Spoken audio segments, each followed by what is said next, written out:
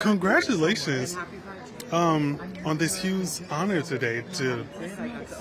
How major to be cemented into Hollywood once again, to have people like Cher there supporting you. How surreal. You said surreal. How surreal was that moment?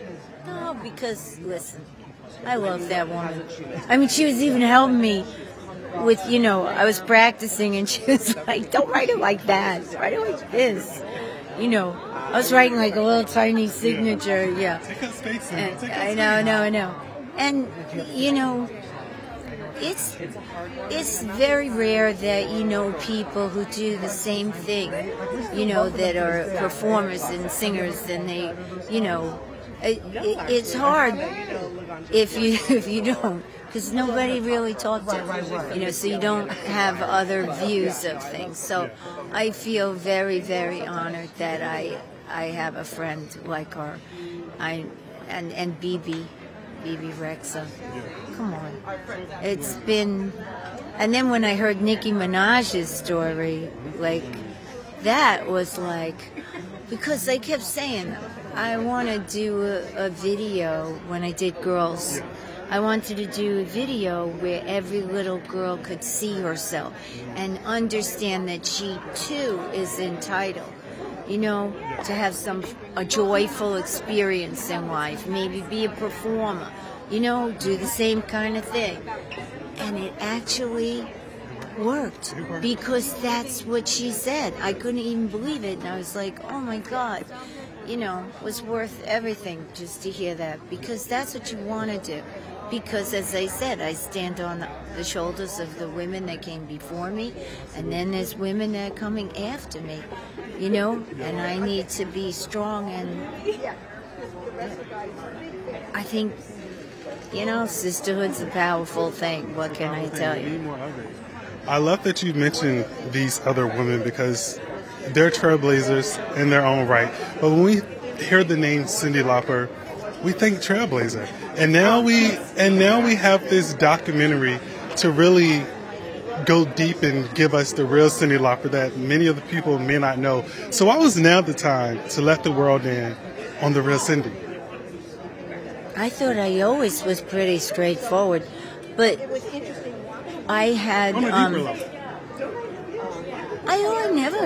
I always said what I said, but when I saw, like in COVID, when we were all sitting around watching documentaries, I saw Laurel Canyon, and I felt that Alison Elwood was a great filmmaker. And when everybody said, hey, you should do a documentary, I said, I'm not dead. So, but when I saw Alison's work, and she is a really wonderful filmmaker, and she's a great editor too. And I just thought, well, if I'm going to do it, I want somebody to make a film, because I love film.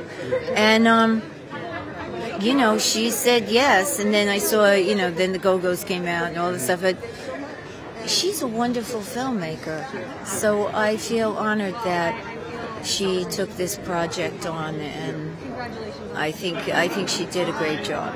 And watching your friends talk about you, you're like weeping. I also enjoyed watching in this documentary your upbringing, how you grew up, and your rise to fame and all of that good stuff. How prepared were you going into this to really be vulnerable and open up about stuff that maybe you may have not opened up about in the past? I don't give a hoot what anybody says about me, because when I first came back from college, people threw rocks at me in my neighborhood because I was, dressed like a freak. I went to like vintage, everything was, and I used to, when they threw rocks, I yelled back, yeah, Archie Bunkum, where'd you get that outfit from? A rack with 12 others just like it? And of course, then the bigger rocks came, But after, when I became famous, all those people, all those kind of people were wearing what I wore. So I learned a lesson. I learned, okay, don't be so angry, and And what do you care what people say? I don't care. You know, get in line. You know. I think that's what always. I think that's what always made you stand out, not just as an artist, but as a human. You're unapologetic. You're always yourself. You've always been yourself. I apologize. I apologize. I'm not always right. Sometimes I'm wrong, and I'm apologizing because that's the right thing to do. What would you say, looking back over your life, to the younger Cyndi, who maybe didn't think at one point in her career that she would make it here to Hollywood at this level? What would you say to her? Well, it's what I say to everybody.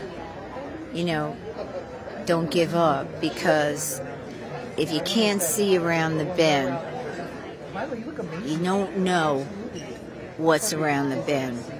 And it's just like there's always stars in the sky. Whether it's daylight and you don't see them or nighttime and you do, they're still there. And if you decide and picture it, you can do it. But I knew that. And I had already fought my way. You knew. So I came out with boxing gloves, and at one point I had to, you know, what are you going to do? Yeah, because I felt like I'm a woman and I think I should have the same rights as any man. Before I let you go, we obviously have to talk music. No. No. I can talk to you all day. But we have to talk music because time after time, you have made us all want to have fun. But you also just announced a farewell tour. I have to know why. We don't want a farewell tour. We want more Cyndi, more new music. No, the new music is on Broadway. That's what's going to happen. And right now I'm strong. And I think I can do a good job. But in 5 years, I don't know what the heck. You know, or in 3 years, I don't know what it holds. So I just wanted to seize the moment now and do it. And I feel so lucky and grateful that I have the support of my community, I have the support of my industry, Paramount, and Live Nation, and the people who work for me. I'm lucky because I'm lucky. They're really great. And so I feel blessed. And yeah, watching this thing, you know, I'm teasing, going, oh, she doesn't die at the end, you know, but She lives. She lives. She's well in the line. I lived.